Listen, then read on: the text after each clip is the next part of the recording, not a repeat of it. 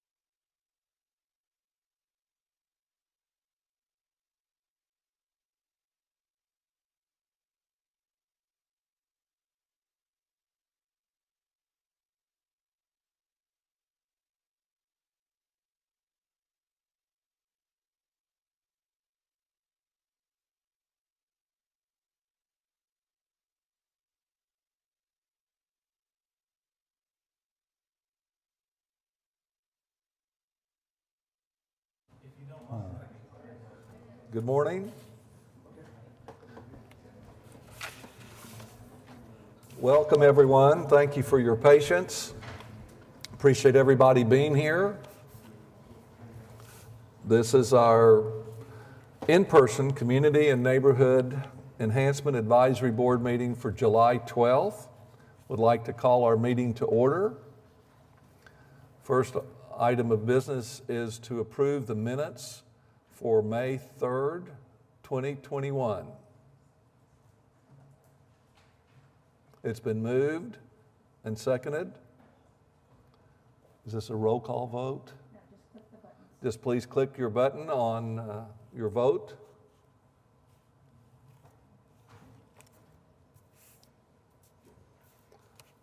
Thank you. That passes. Next item is item 3, items for consideration. A, street resurfacing projects.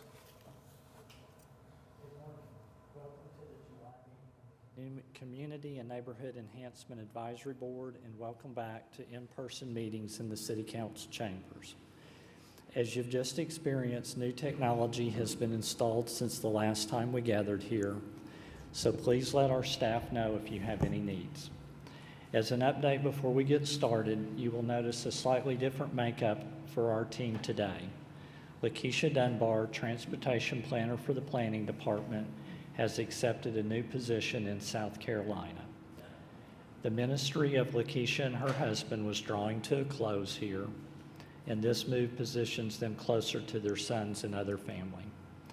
Rather than try to replicate Lakeisha with just one person, we will take this opportunity to introduce you to some of our team members who have provided vital, albeit behind-the-scenes support over the course of the sales tax program.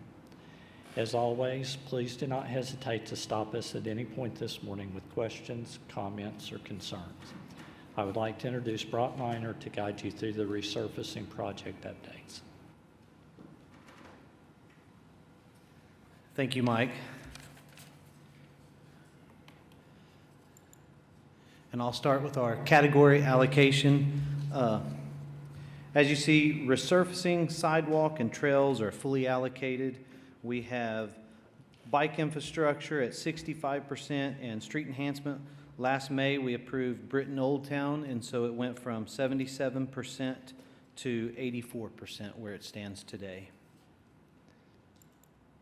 And that brings me to item 3A1 on our agenda, street resurfacing. Today, I really just kind of have an update and our project status map, as we've seen in the previous slide, between arterial and residential, we're right at about 99%, which is pretty much fully allocated, and the map continues to get greener, so we do have more complete projects, and we only have a handful of projects under construction.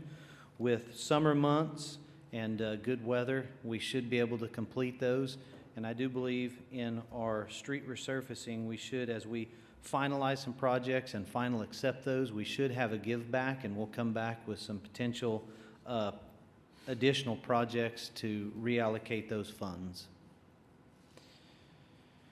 And that really kind of brings me to the end of our street resurfacing. Does anybody have any questions? If not, I'll turn it back over to Mike Clark for street enhancement projects. Just one little note on street resurfacing. I've been biking a lot on Walker, as it is most of my commute, most of my daily activities. The resurfacing on Walker has gone pretty well with regard to, I think, 9th down to 6th. And it's a pleasure to bike on now. No, we appreciate that. Yeah, we're really going in that area. It's a challenging project. There's a lot of stuff going on with the hospital and everything, but they're making a lot of progress, and we'll continue to move forward, and hopefully we'll get all that kind of finalized and complete here pretty quick, especially with the good weather. Brock, I have a question. The signs that say better streets, safer cities, will those be saved to be able to be used? If thinking forward, if MAPS 4 would have an extension? We will save those signs. What we do when you know, the bond proposition and the sales tax proposition, both of those are the better street, safer city. So, you know, as sales tax projects complete and we take those signs, we will, you know, our contractors, and we save those in our street, you know, maintenance division, and we'll save those and we get those to the contractors, and they'll continue to put those out with all the bond resurfacing projects that go on. Outstanding. So we'll continue to use those. Thank you. Thank y'all.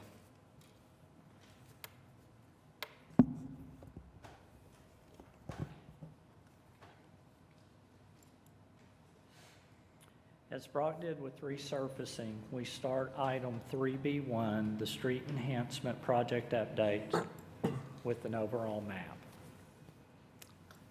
The next slide has traditionally been shown by Lakeisha to identify approved street enhancement projects. I have taken the liberty of placing those approved projects in what I believe will be a chronological order of approval, design, bidding, and construction. Over the last several months, we feel the pricing for construction contracts has become more volatile. For this reason, we would like to move forward as expeditiously as possible in bringing the preliminary designs for the remaining street enhancement projects and bicycle infrastructure projects to you for consideration.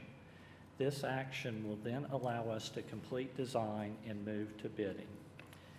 As the category allocation slide identified, street enhancements are currently allocated at 84% and bicycle infrastructure at 65%, leaving the board with the ability to reasonably add to budgets in those categories as necessary. However, we are reluctant to recommend aggressive budget reallocations until we have been able to assess the bid environment and confirm the financial needs of projects across the board. I will run quickly through the status of each approved street enhancement project, and I think the trends you will see for most of these projects is to go to final design, bidding, or construction by the end of the calendar year. The Northwest 10th and Vermont intersection project has been completed, and we are working on closeout documentation. Work on the 39th Street Enhancement project is approximately 40% complete, and construction should conclude this fall. The Northwest 10th from Rockwell to Council and Meridian from Northwest 16th to Northwest 26th Street Enhancement projects are anticipated to go to construction late in summer, early in fall. The preliminary engineering report for the Plaza Area Street Enhancement project will be presented at the September CNEAD meeting, and we anticipate bidding that project by the end of the calendar year. We anticipate bidding the Paseo area and Walker from 23rd to 36th Street Enhancement projects by the end of the calendar year. For the Portland from Northwest 23rd to Northwest 36th Street Enhancement project, the signalized intersections at 27th and 33rd and the mid-block crossing at 29th have been submitted for consideration by the Traffic Commission. We anticipate bidding this project by the end of the calendar year as well. We will ask you to consider the preliminary report for the Stockyards Street Enhancement project as the next item on your agenda today. A preliminary engineering report for the Automobile Alley Street Enhancement project will also be presented at the September CNEAD meeting, and we anticipate bidding that project by the end of the calendar year. The street enhancement project on Northeast 23rd from Kelly to Miramar is being considered for additional funding before moving forward, and various engineering options are currently being evaluated. The Britain Old Town Street Enhancement project is being placed in design, and we anticipate presenting a preliminary report for your consideration by the end of the calendar year. I know that was pretty fast, but I will be happy to try to answer any questions that you might have about project status. Hey, Mike, just one quick question. On Northwest 39th Street, did you say that should conclude construction this fall? Yes, sir. Okay, thank you. They are going to have a festival this fall, Mr. Carfang, and the agreement has been that if construction hasn't concluded at that point, that we'll clean up, allow the festival to occur, and then re-engage and get finished up. But current expectations are this fall. Okay, great, thanks. Thank you.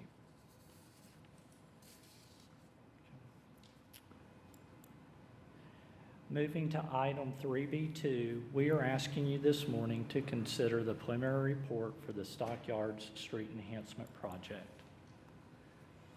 The Oklahoma City Chamber of Commerce website identifies 7 districts around the metropolitan area.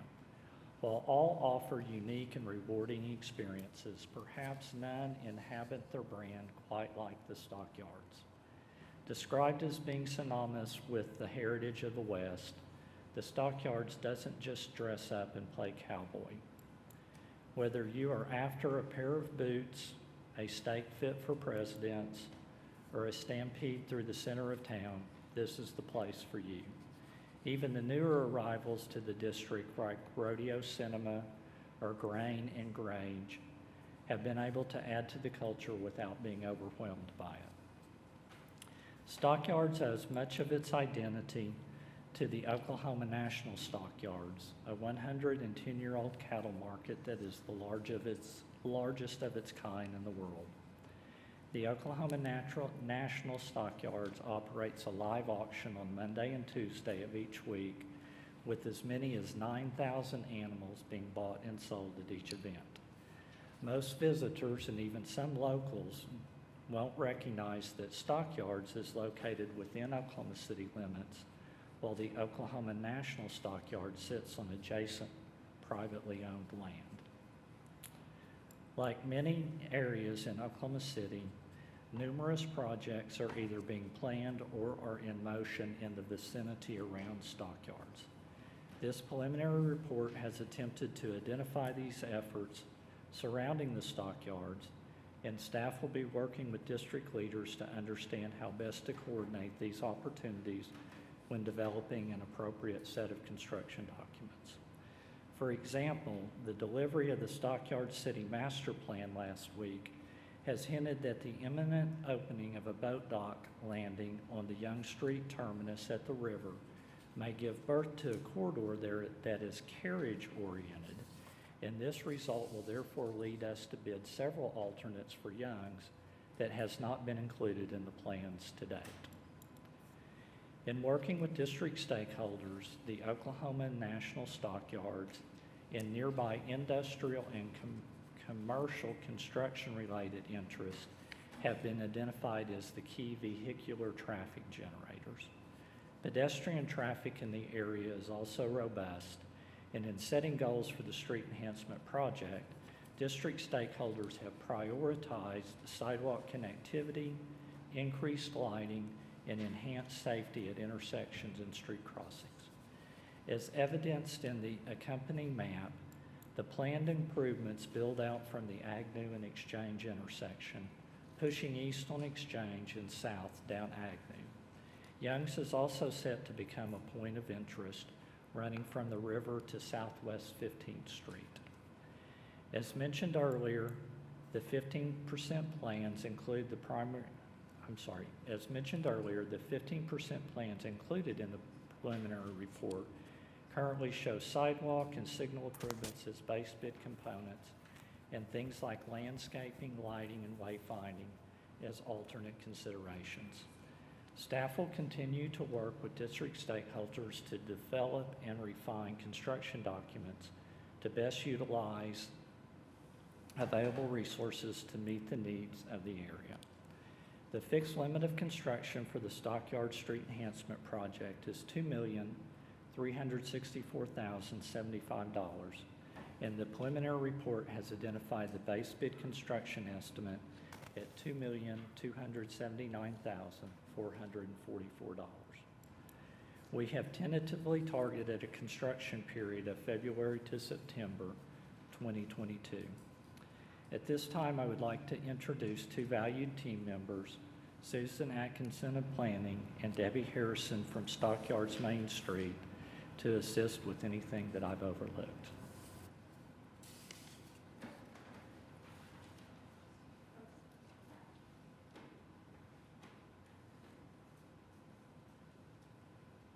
Thank you, Michael. Greetings, commissioners. I'm Susan Atkinson. I'm a senior planner with the Oklahoma City Planning Department.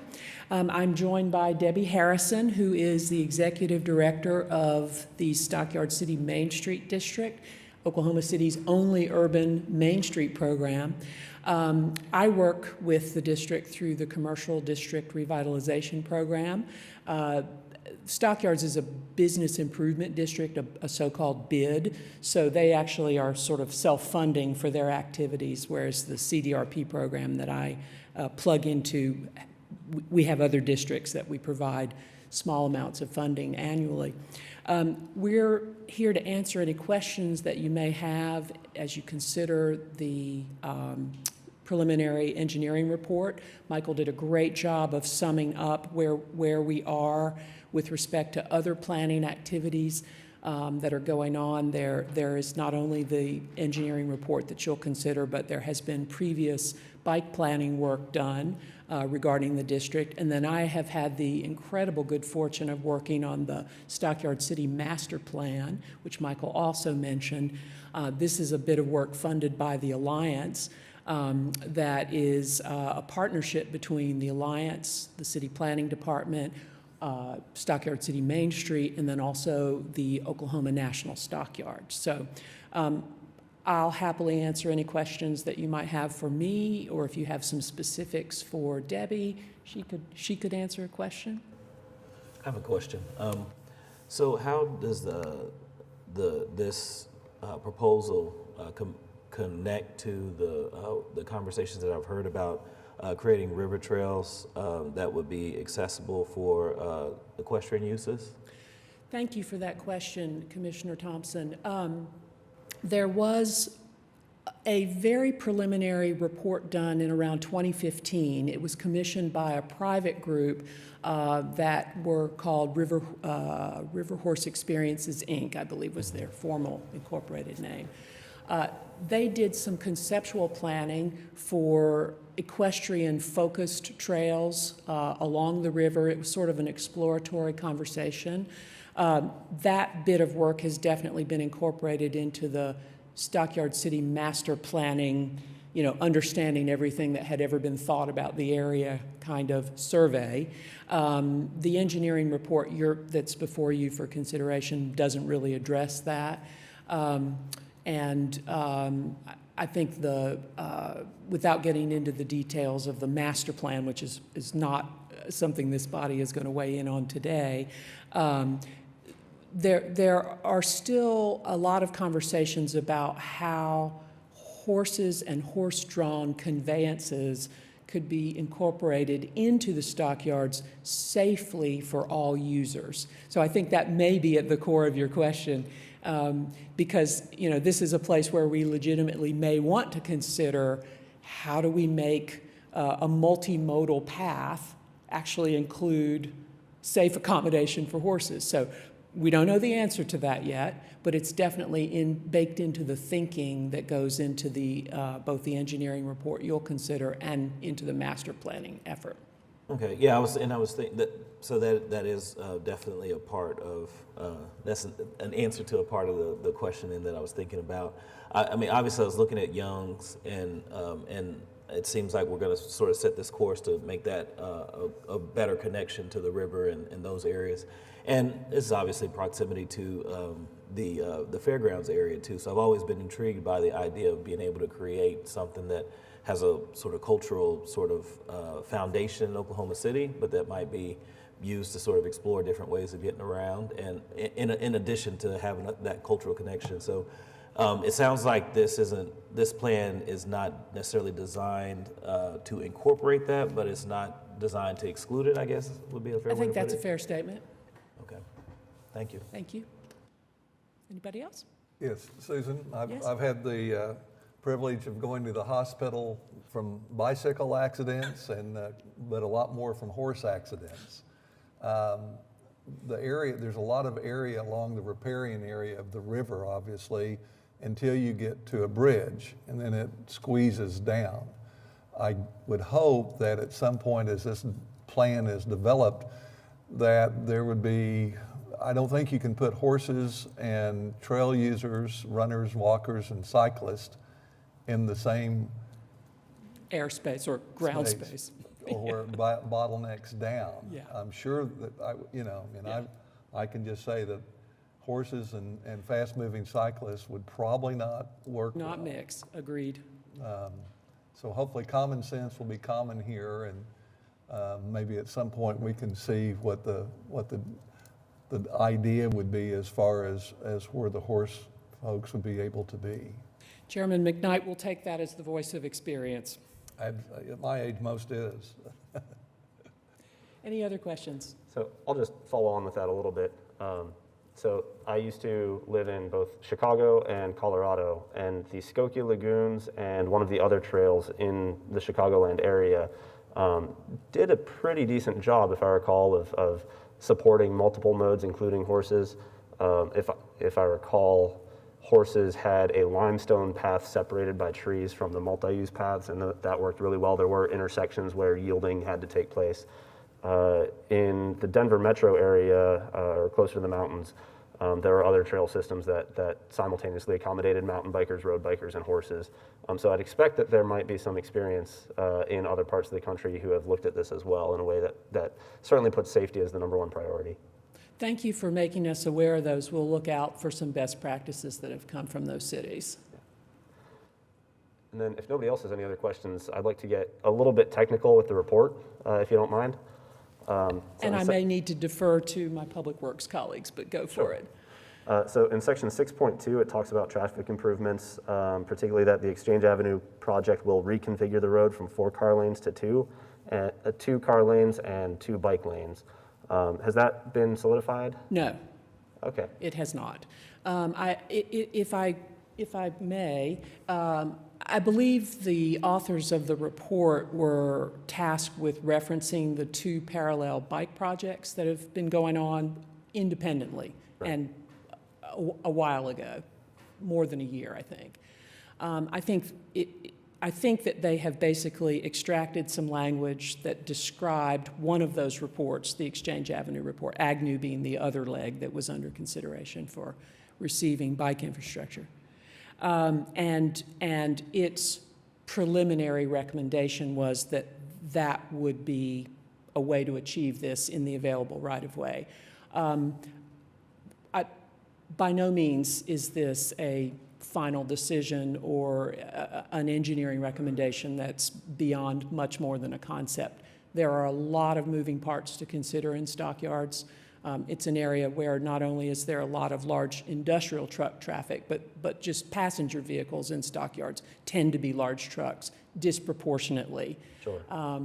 Obviously, having bike lanes behind angled parking that is backing it, yeah, that's not a situation that sounds very feasible. So we will be doing a lot of deep thinking, research, conversations with lots of experts on all the moving parts of the area before, and not to mention the conversations with the community, which have not occurred yet on the topic of how to surgically include bicycle facilities in the area. So yeah, very much still not decided. Okay, I wanted to make sure I didn't miss anything about those designs. And in particular, this report does make some decisions about turning radii for intersections based on the assumption that the Exchange and Agnew corridors are going to have that road reconfiguration. So I definitely want to make sure that this street enhancement project and those, if I recall, bond projects are communicating, and if there are options to be flexible one way or the other to achieve a much better design. It would certainly be frustrating if we reconfigure the road for bike lanes, add bike lanes, and then also widen the sidewalks to add multi-use trails for bikes as well. That seems a little bit redundant and not efficient use of money. Right. Yes, you've hit the nail on the head. Okay. That's the challenge here. And then to refresh my memory, are the Exchange Avenue and Agnew projects bond projects? Or I can't exactly recall how they're funded. Sales tax. Agnew is a sales tax project. Okay, great. Yeah. Thanks. Thank you. And then a little bit later in the section, with regard to future traffic volumes, there's an average growth rate of 1.057% that's assumed. And I certainly appreciate it that it's not a blanket general industry standard assumption of 2% annual growth rate. But going out to that many decimal points makes me think there's a lot behind it. And I was wondering if you could talk to how a 1.057% growth rate of traffic was concluded. I don't have any. Okay, we'll do some more research on those assumptions in the report and circle back with you on that. Okay, I appreciate that. And then certainly, if the current infrastructure is a traffic projection growth on 4 lanes, but the plan is to reconfigure to 2 car lanes and 2 bike lanes, I'd expect that would impact our projections. And I'd also be kind of curious if we have data at the moment of how the South Walker reconfiguration has seen new traffic numbers. Any data on? I don't think we have any yet. Okay. Yeah. And then similarly, I know 23rd Street between Classen and Penn was recently repaved, and during the repavement, I think it was about 3 months where it was 2 lanes at a time instead of 4 lanes. So I'd be really curious what the level of service and traffic counts for that were as well, just as a comparison of how traffic projections might be impacted by lane reconfigurations. Right. Great questions. Yeah. Any other? Yeah, so Okay. hopefully my last one. Going to the survey section from the community meeting, I'd just be kind of interested. I think question 8 had a number of, a select multiple options of what to prioritize.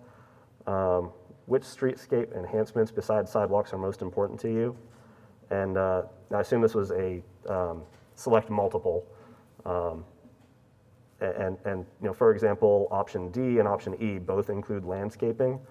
So in the final results of showing how much was selected, it would be interesting to know if the people who chose option D were completely separate from option E, and then if you aggregate that, if we categorize it as who cares about landscapes generally as opposed to specific landscape option 1 and specific option 2, that might be pretty cool to see just how the numbers might accumulate. Yeah. Specifically, there were a couple of options that could be categorized as pedestrian priority or bike priority. So for instance, on-street bike lanes was one option, shared use trails was another option. And in the results, it showed about 38% for both of those. But if those happen to be very disjoint of who chose option 1 versus option 2, you combine them and you get 78%. So it'd be just kind of interesting to see, especially given that Ipsos did a nationwide survey last year that says 60% of poll respondents favor greater public investment in biking. And specifically with this number here, 78% agree that more bicycling would make their community a better place to live. So it'd just be really interesting to see how that survey data might aggregate differently. Well, I don't want to complicate this too much, but I do want to, I hope, reassure you by letting you know, so that survey, those survey findings in the back of the report that you're referencing, we did that in the midst of a Zoom community meeting for this engineering report last spring. And so we set up some Zoom survey questions, and then we also had breakout groups where we collect a lot of findings. But I also want to make you aware that in the Stockyard City Master Planning Project, which I have been working on, we had enormous public engagement on this, and we did a survey in Spanish and English. We had 175 responses, which in a district of 1,150 residents, that's a 15% response rate. So it was very robust. So we asked a lot of detailed questions about the community's priorities for pedestrian amenities and connectivity. And so we do have pretty granular data on what the community wants and hopes for that will, while it wasn't explicitly in what you just referenced, we have it from this other study. And because I'm sort of a common denominator in both of these, we'll be able to apply that community's hopes, dreams, aspirations, needs in what we ultimately design through this engineering report. Does that make sense? That does, thanks. I appreciate that fine-grained detail. Yeah. And then I assume with this just being a preliminary report, it'll be later that we'll get into the technical details on if the sidewalk or the crosswalks need to have bulb outs or lead pedestrian indicators or things like that. That'll come later.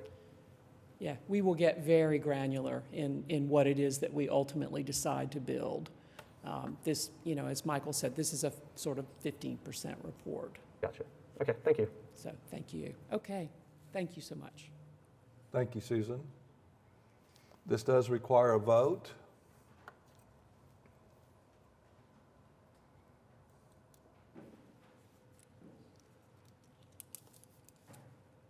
It's been moved and seconded. Please cast your vote.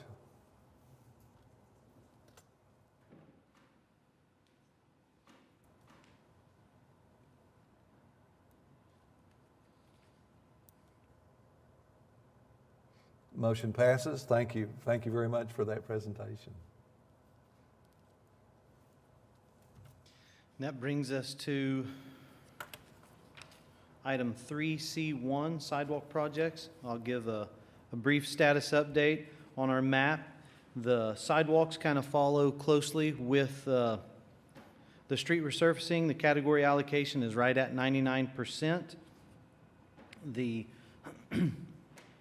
majority of the projects are complete. The few that are in red that are in construction, they're mostly in kind of the punch list phase. So we'll get the punch list finished and then we'll go to final acceptance. Downtown sidewalks is roughly about 50% complete. So we will get those projects closed out and final accepted, and we'll see where we are at money-wise, and we may potentially have a little bit of give back money where we can pick another project or two. And that's really all I had on that. Any questions? Brock, I have a question. Okay. I know that MAPS 3, prior to MAPS 3, our city hadn't really built any sidewalks since the 60s. And now you see a lot of sidewalks around our city and you see people using them. Is there any survey that shows how much usage our sidewalks receive?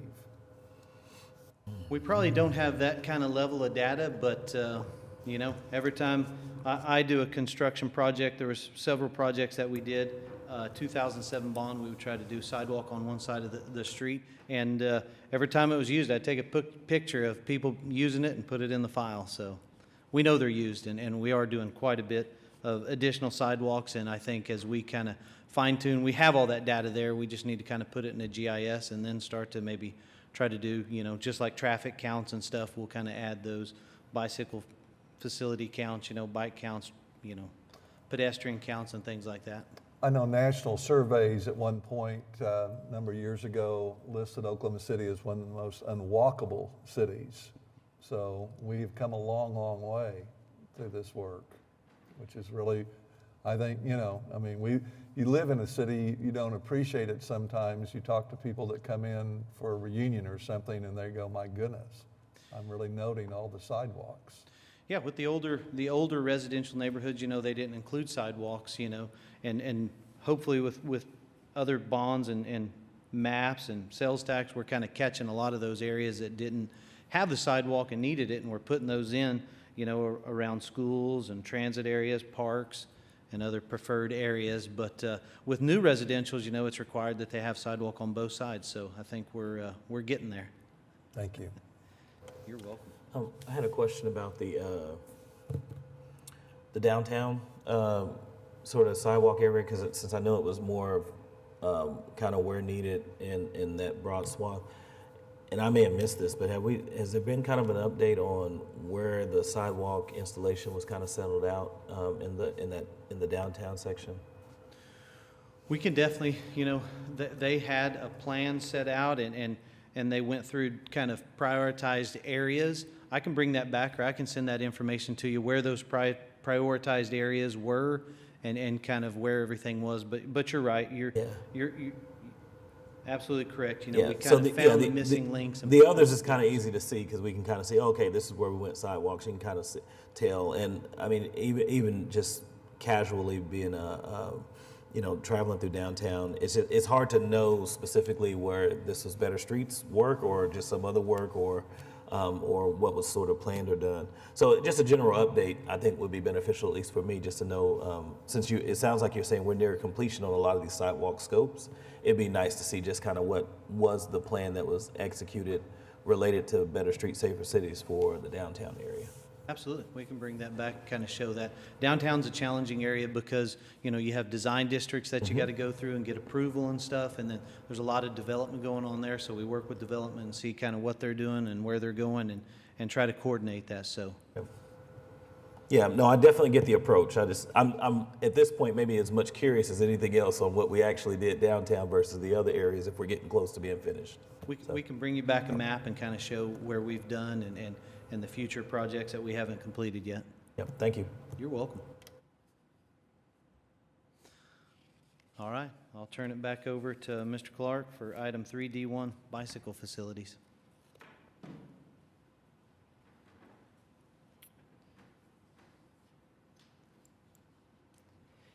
As we move into item 3D1, we again start with the project update map.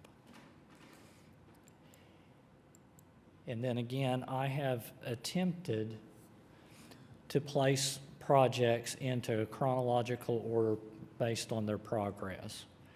Work on the Chartel connection to Deep Fork Trail has been completed, and the balance of funding is committed to the Deep Fork Trail project. The Villa North and the Grand and Independence projects will be utilized as funding matches to the BRT project, and they are currently in design. Phases 1 and Phase 2 of General Pershing from May to Lee are complete, and the public outreach effort has been ongoing over the last 3 months for Phase 3.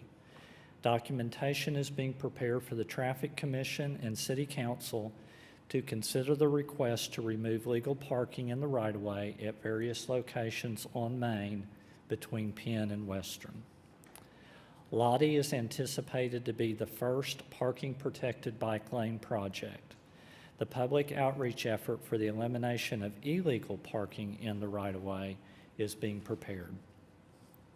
The preliminary report for Southeast 59th from Santa Fe to Air Depot is on today's agenda for consideration. Work is anticipated to start on Spring Lake in the fall for a portion of on-street bike facility near the Health Science Center area, and the balance of the project will be coordinated with the 2017 GeoBond residential resurfacing project. The project on Indiana and Linwood will utilize some construction documents from the Watch For Me project, and those plans are currently at 95% completion. The project on Southeast 25th from Grand to High will also require a public outreach effort for the elimination of existing parking places in the right-of-way, and public outreach effort is currently being readied. Agnew from Northwest 10th to Southwest 29th that we mentioned earlier will be coordinated with the Stockyard Street Enhancement Project. And staff will bring the Wilshire from Harvest Hills to Northwest Expressway to the September CNEAB meeting for consideration as an alternative alignment, recommending a change to an off-road trail configuration. With that, I would try to answer any questions you have about the progress of bike facilities. Mike, I just want to add, I did see some social media traffic regarding missing flex posts or damaged flex posts along General Pershing, and I appreciate the city's quick response and follow-up on those social media requests. It has really kind of blossomed into a rather large response, Mr. Carfang. We are currently researching additional delineator styles, perhaps with larger bases that might make them a little more stable. We are moving to try to address the immediate response, but also take a longer term look at it as well.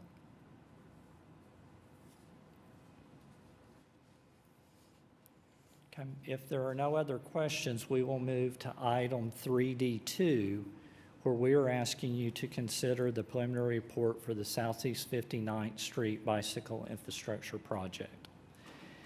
The Southeast 59th Street Bicycle Infrastructure Project was originally conceived solely on 59th, traveling from Santa Fe East to Air Depot as a Tier 1 bike facility.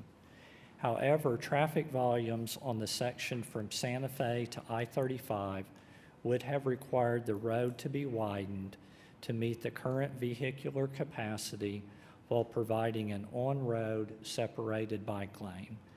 As staff reviewed realignment options, they focused on the Grand Boulevard Loop as an alternate east-west connection across the center portion of Oklahoma City. The Southeast 59th Street project could then begin at Grand and Eastern, run south down Eastern to Southeast 59th, and finally turn east along the original route into Tinker Air Force Base.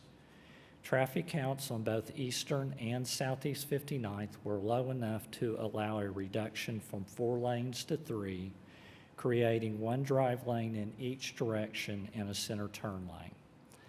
Making each vehicular lane 11 feet wide allows for a minimum of 4 feet wide bike lanes confined with a 2-foot buffer. The bike lanes and buffer will widen in those locations where the available pavement width increases.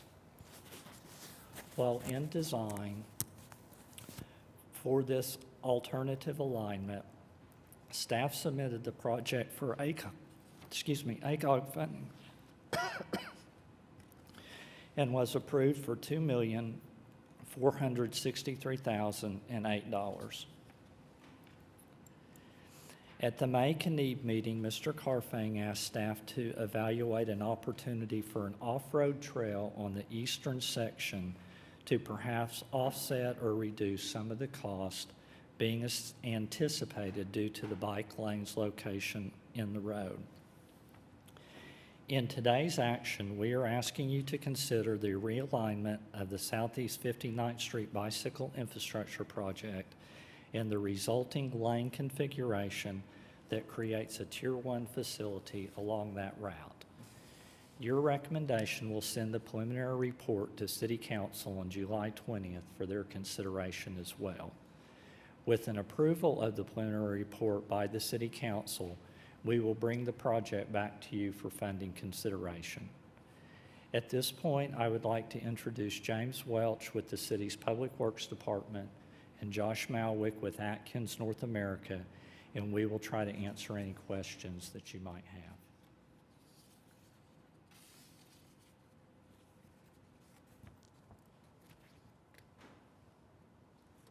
So Mike, you said that the lane reconfiguration would go to City Council pending our approval.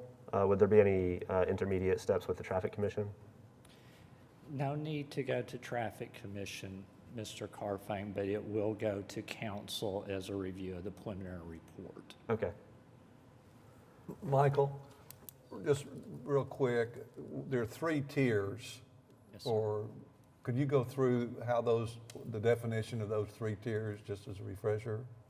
I'm going to let James do that as the author of the city's bike standards. Certainly, thank you, Mike. So the first tier, or tier 1, is the most protected tier. That is where you see the delineators at, and if it's feasible, we get a bike buffer in there, and it has a dedicated bike lane to it. Tier 2 is kind of a step down.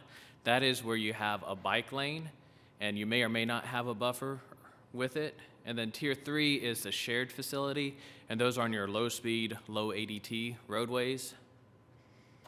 Like general Pershing? General Pershing is actually tier 1 and potentially tier 2. Thank you. Okay. So with regards to the report, I did notice a couple of typos throughout, in particular on page 6. There are images regarding pedestrian ramp types that might be considered. And the text calls out types A, B, C, and D, but the figure shows A, B, D, and E. So there are a couple of minor typos like that. I think the points were pretty clear, but might just be worth double checking. It's excuse me, it's an error. The type E is correct. That's the city standard. Type D is seen with ODOT and called out that way in ProAg. Okay, good to know. And then I did notice throughout Eastern and 59th and all the way out to Air Depot, any intersections with stoplights will be getting radar detection as opposed to induction loop sensors. Is that correct? Yes, as a part of the project, the agreement with ACOG is to upgrade to city standards, and that would be upgrading all the detection to radar. Okay. I will say that the left turn lane from from Eastern onto Air Depot, that induction loop has been phenomenal at detecting my bicycle, but radar is always good. And then just for everybody here and online, I do want to mention that I will be abstaining from the vote.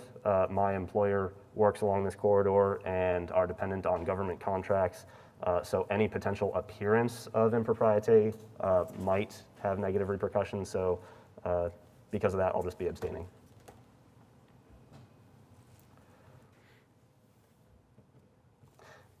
I did have one other question. So with regard to the report requesting additional funds beyond the 2.5 or so million, Brock, you had mentioned earlier that street resurfacing might have some givebacks.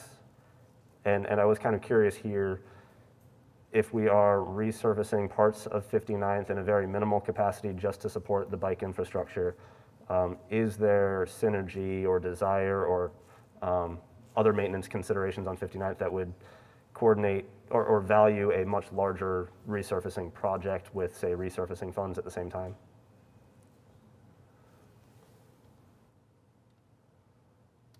I think, Mr. Carfang, just as a general statement, I think we do recognize that even with the ACOG funding, obviously there's a gap in what we anticipate the cost of the project to be. We are in the process of working with staff on potential kind of what we've called budget givebacks in all the categories. I think we understand that there are some funds in both bike infrastructure and street enhancement that have yet to be allocated. And then we also understand that interest on the revenue has been good, and we've actually collected a little bit more than even we anticipated at the time that you guys looked at the excess collections. I think, you know, for us today as step one It's really looking at kind of the changing lane configurations and the support for that. I think we would like to come back and have kind of a broader discussion of funding and let the board kind of consider the options. Again, moving all of our remaining projects forward. Okay, I appreciate that and look forward to those conversations. So maybe to piggyback on some of that, I want to, and I'm going to paraphrase because it just helps me get my thinking straight. So it sounds like we had a scope for this this particular project. Sounds like we got some significant funding from ACOG, but that funding came with some expectations. And looking at redesigning the scope for this project, we've now kind of gotten to a place where we're essentially going to step up the funding on this side, kind of to match and match the scope and opportunity that's been presented by bringing in these additional dollars. Would that be a paraphrase of at least how we got here? I think that's an accurate description, Mr. Thompson. And so then I think maybe prior to the point that Mr. Carfang was looking into as well, is a pretty significant increase. It seems to have a lot of merit for sure, as far as connecting this part of the city, bringing this infrastructure in and connecting this infrastructure to where we have a lot of at least potential for commercial traffic. So a lot of employers, right, that we would be connecting this infrastructure to, which I could see being a benefit. So is the vote that's before us today to recommend that $2.4 million increase, more or less, for this plan? I think what the vote would be, Mr. Thompson, is your support of the engineering report that changes the lane configurations and really provides an alignment adjustment from the way Southeast 59th was originally conceived to the way that staff has envisioned it could work. Again, with the board's recommendation and council support, then I think at that point we would like to come back to you and have a budget discussion of whether the board wants the project to move forward. I'm pretty sure you just said that, so I appreciate you for saying it again in the way that I could kind of understand it. So that helps me a lot. Appreciate it.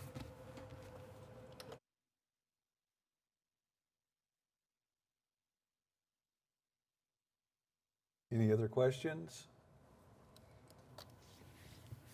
Procedural, mainly. With the fact that there's an abstention possibly going to be on this and lack of majority vote, is this an item we need to defer? Well, if we have a quorum of 6, but we would only have 5 voting. So we cannot do it with 5. So I think what your point is that this We'd have to defer it to a meeting would where be we have deferred more to bodies. Our next meeting, and then we would hopefully we have to have a minimum of 6 to vote on this, correct? Yes? You're correct, sir.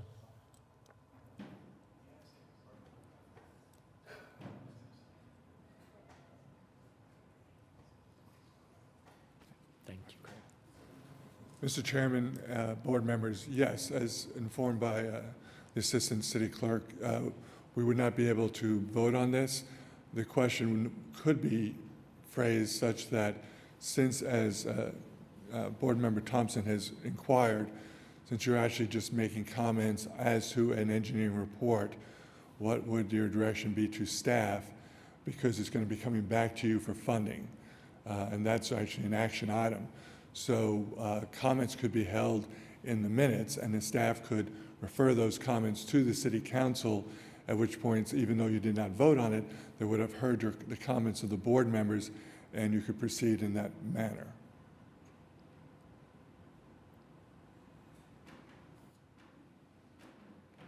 Thank you.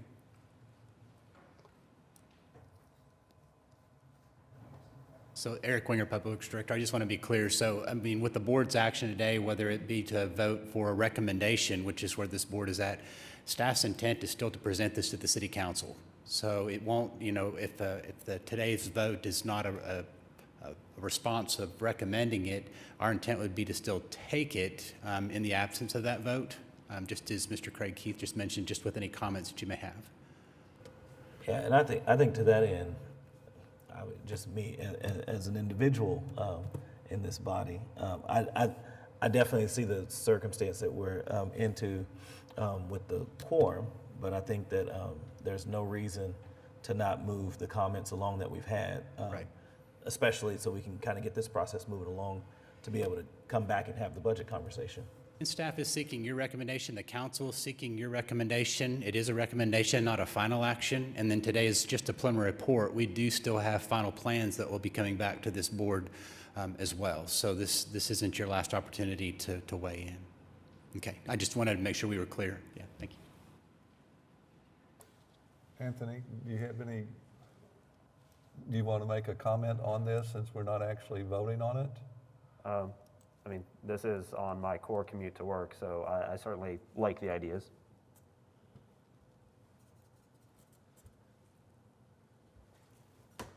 Anyone else?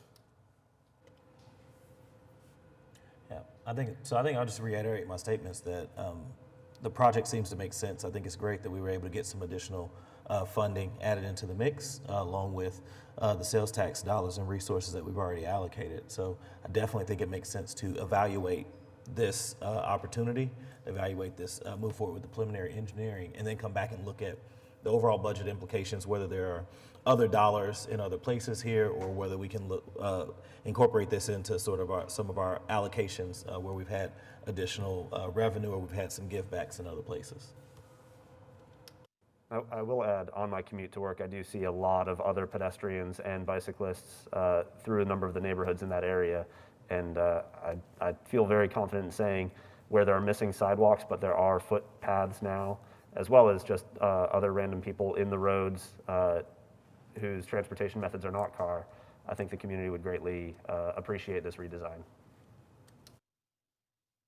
Well, it certainly seems like a good step toward safety for the public, and certainly an area of town that there hasn't been a lot of work done. So it's certainly applaud the effort of the city in moving it to this point. So procedurally, does the board wish to go ahead and receive the report and not make a recommendation, or do you just not want to take any action at all?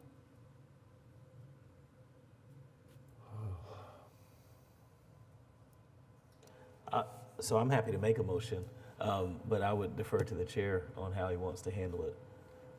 What motion would you like to make?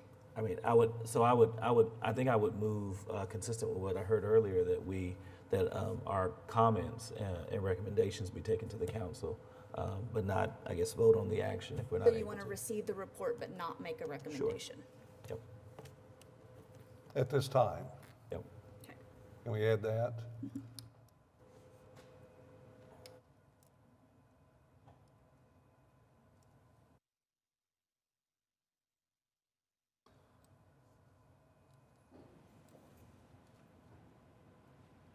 Please cast your vote. Very good. Thank you. Thank you all. That brings us to 3E, trails. Thank you. And I'll start with the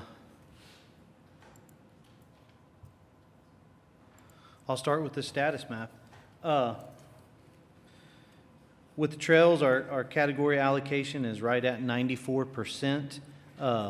We do have 4 projects that are complete. We have, of course, the Burt Cooper Overholster to Hefner Trail, and our South River Trail, South Oklahoma River Trail is complete. We're just moving that forward to final accept that through council.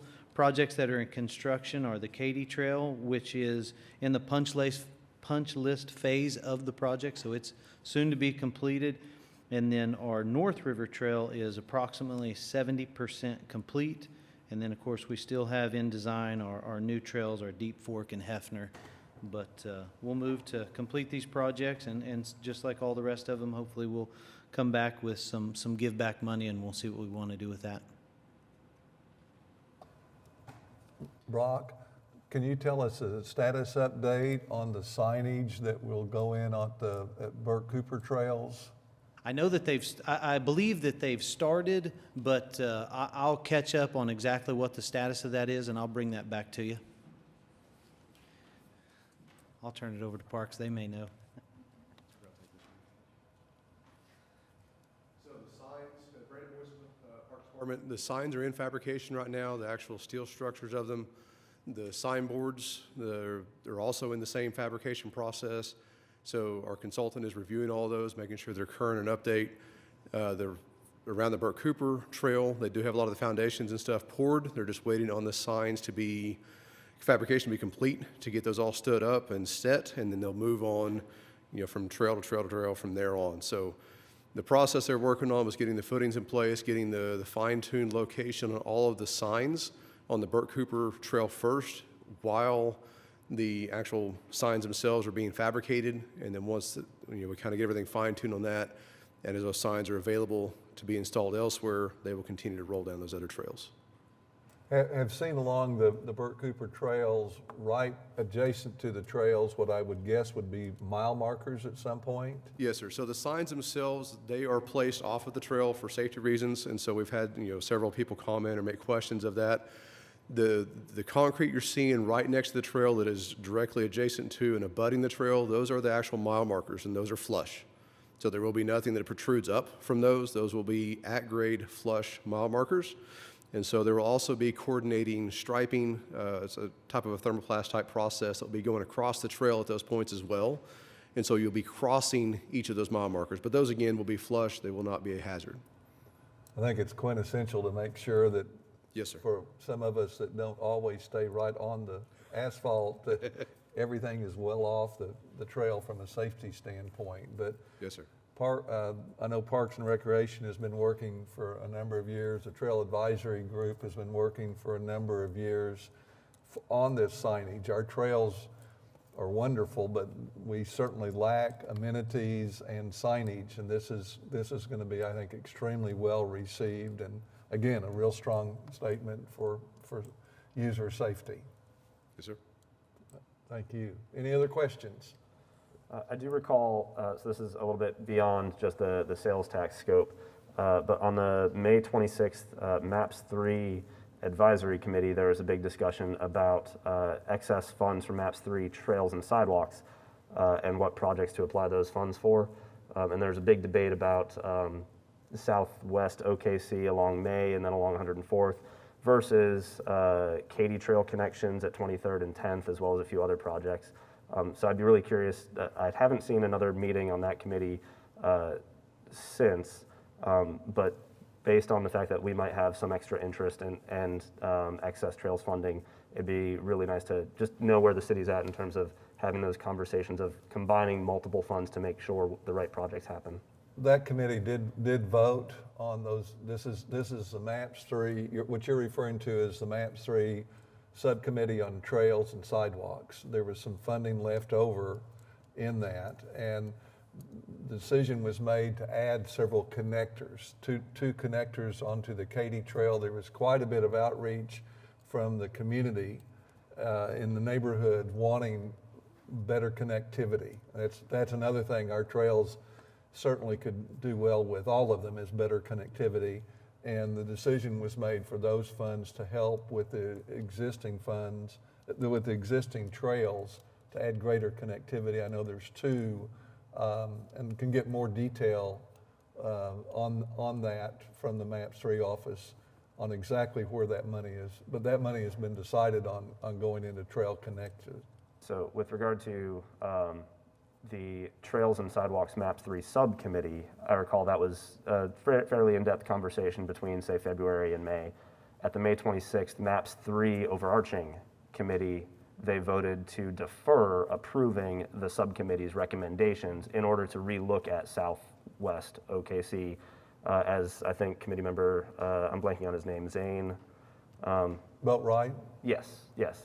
He had mentioned that, okay, if the overall arching MAPS 3 advisory committee wants to defer it, he won't guarantee that the subcommittee is going to change any opinions based on the 5 months of already deliberation about it.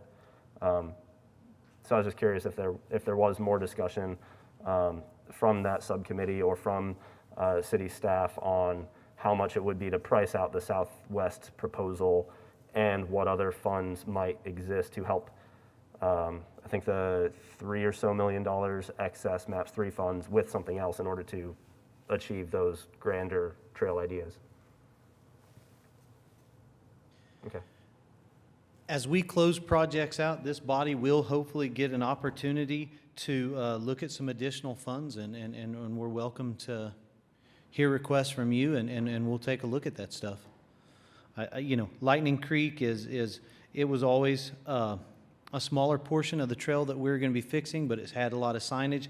I know there's a lot of discussion and corrections going on to that, so we may be bringing back some give back money as a part of Lightning Creek, and then additional projects as they close out and get final accepted, and maybe there's some additional funds, and this body can look at how to use those additional funds. Yeah, and certainly it can be a challenge if we only have the purview here of what the excess funds of sales tax is versus excess funds of sales tax and MAPS 3 and GO bonds and whatnot in order to piece all of those monies together for much grander results. Absolutely. When we kind of get things closed out and come back to this body, we'll review what other, like MAPS 3 and other, you know, bond and other projects are doing, and hopefully we'll kind of have an overview of the full picture so we can make a better decision. Okay, thanks. On the trail from Overholser to Hefner, the Wilshire and Northwest Expressway intersection is like really awkward. And I feel like I would really like to see more signage there to help cyclists figure out how to get across to the trail. It kind of is like behind a business, Okay. and it is very strange, so more signage there would be great. Terrific. We'll There's take that supposed to into- be, is that where the bridge is supposed to go across Northwest Highway? I believe so. So I do think there's a lot of, But the signage it is confusing. I mean, once the bridge is there, it'll be somewhat self-explanatory, but again, signage, I think, is something that all our trails need, especially in that location. absolutely. Thank you. So I had a question, as I know it was mentioned, but I don't think I really sort of got the gist of it. Could you give the update on the Deep Fork, kind of where we are? So I know there's been a lot of conversation. We had dedicated some resources to it. I know but I know there's a lot of conversation about the design efforts going into it, whether we have enough resources. So I heard something about the funding or it being funded, but I just kind of wanted to figure out, and I think there's like 4 or 5 phases. So could you kind of bring me up to speed on where we are with that? Sure. Again, Brandon Boyson Parks. So yes, there are 5 phases as far as how the trail has been designed to be able to be broken into. Right now, we're still coordinating with ODOT as far as how a lot of that is being set up and run. But I believe the last update I had is that it's still scheduled to go out at least to get the first several phases under construction, or at least awarded by the end of the year. So I haven't heard an update in the last few weeks, so that timeline may have slid a little bit, but as far as I know, that's the last thing I've got on that. So has there been a design, I mean, I'm assuming there would be a design that was finalized for those phases that would be set to go out for construction, or are we sort of kind of close enough on the design where you can forecast that there will be a bid coming up? So the project is designed, I forget, it was probably 95%, and they're waiting and coordinating with some of the studies that ODOT has to do, with this being the funding sources that are attached to it. So there's some additional steps that have to go into that. And so that's kind of where it is in the process at this point. And so we're waiting on the last step to be able to get everything wrapped up and put in a bow, so to speak, so it can all be delivered for advertisement and get bids back on it then.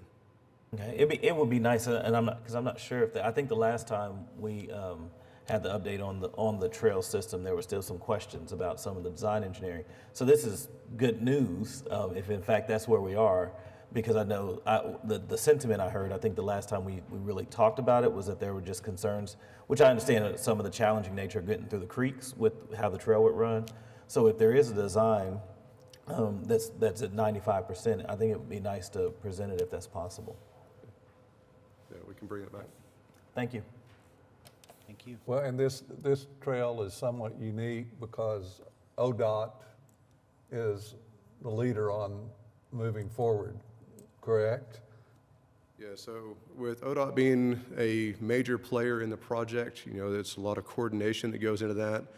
And there's a lot of standards that they have to go through that we don't necessarily have the same methods. And so there's extra steps whenever ODOT is involved with it. So with them being a major player, there is that coordination that goes in. Then logistically, with regard to the different phases and fundings, is it accurate to say that ODOT is, say, in charge of phases 1 and 2, but then the Better Street, Safer City sales tax is the sole funding for phase 3 or something of those lines, and that might not involve ODOT as much? As far as the breakdown, I don't know if somebody's got a better answer on that than I do, but I think there is, ODOT has their phase 1 and phase 2, and I think the sales tax has, is it phase 4 or 5? Eric, you may have clear solution. Eric Winger, Public Works Director. So there is 5 phases. ODOT is really primary on 1 phase. The city is primary on the remaining 4 phases, but then we have multiple funding sources. So we've got Better Streets, we have bond funds that are also included. So it is a mix of different city funding sources, and so that's why there's different coordination. But a majority of the property that's being impacted is ODOT right away, so that's where all the ODOT coordination comes in. So we've got to simply work with them very closely. There's some federal requirements and things that Brandon mentioned are being wrapped up.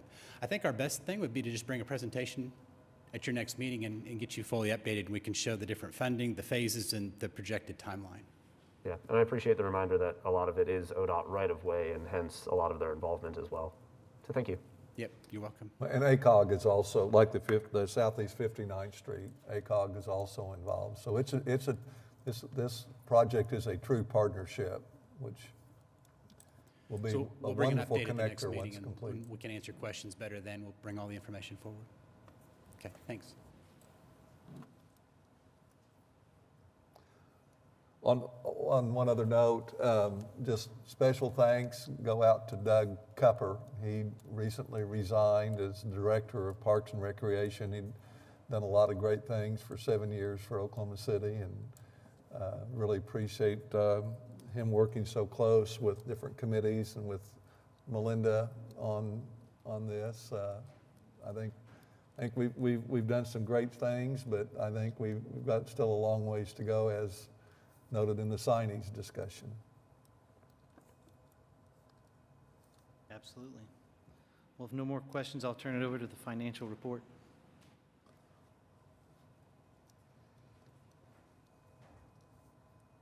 Hello, board members. Ian Hutchison with the Office of Management and Budget, and I'm going to present this month's financial report. So this data is as of May 31st. At the top section, we have total revenues, which is still sitting at about $262 million. It increased $141,000 from April. And then below are the expenditures, and current allocations are unchanged from last month, still at $254 million. And then total obligations, which would be the sum of the encumbered and the expended amounts, increased about $588,000 from April. And that is the financial summary. Happy to answer any questions any of you might have on it. The 138 is what dollars actually have been spent? Yes, that would be the total amount actually spent, and then the encumbered amount has not been expended yet, but it's still counted towards obligations. So the plan is for most of that stuff to be spent eventually. And interest continues to grow on that? So yep, interest increases a little bit each month. Most of the change is actually in sales tax due to reallocations that occur every month, and so that's actually where most of the increase is. But that varies from month to month, and so interest does always grow a little bit. Very good. Thank you. Any questions? This does require a vote.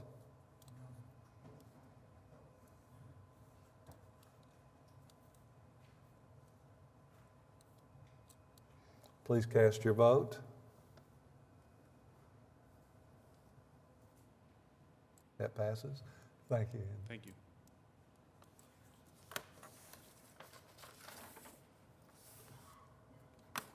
Next, number 5, Director's Report.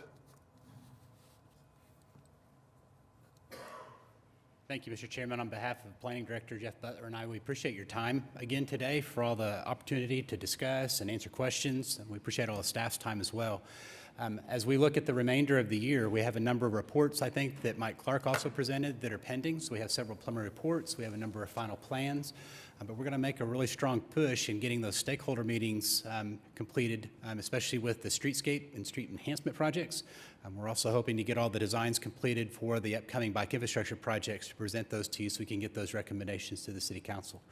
So we see a pretty active remaining of the second half of 2021.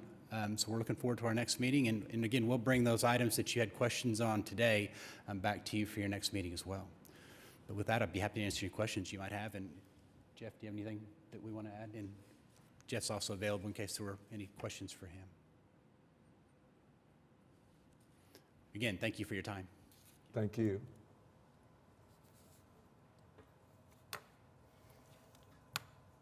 Next is 6, comments from our board. Yep, I have a comment. It sounds like we've lost a couple of folks, maybe for good reasons. I think, so Mr. Cupper, well, you said resigned, but I think, did he retire? He retired? Yes. So which is disappointing for us, I'm sure good for him. And then also sad to see that Lakeisha's leaving us. I think I've at least gotten to have appreciation for the work that you guys on the staff side, and I've tried to suggest as much whenever I know that we're working through some things and you guys are having to do a lot of work to bring information to this group, or really just to get this, I mean, what is really a massive amount of dollars through a probably unique funding source. So it's not a bond thing, it's not federal funding, but it's a sales tax sort of allocation. So to administer the process of bringing all those projects through this kind of process, I know it takes a lot of work, and I know that both of them were involved in sort of visioning that. My question, or I guess it's a comment since this is the comment section, is I would like to just kind of clarify, because I feel like I at least had the opportunity to work with both of them or communicate with both of them as well as several of the staff. A little bit more about the thoughts on how, so some of the things, Lakeisha, with the street enhancements and those kind of things, and Mr. Cupper with where Parks is interfacing on the bikes and the trails in particular, some of that infrastructure. So what would you all suggest moving forward is the process? I know we said we're not necessarily replacing Lakeisha's role, but as far as our opportunity to engage with staff on some of those items, or if we wanted to, in between the meetings, kind of see where we were, or where even our presence could be support for pushing things along. Any thoughts or feedback from the staff about that?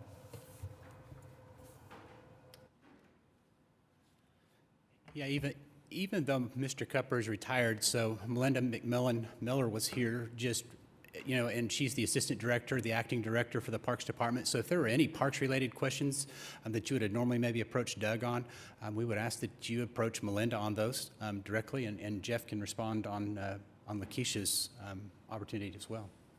Yeah, I'm Jeff Butler, Planning Director. So we, as you mentioned, we will be hiring to replace Lakeisha, but until that happens, Max Harris is our bike and pedestrian planner.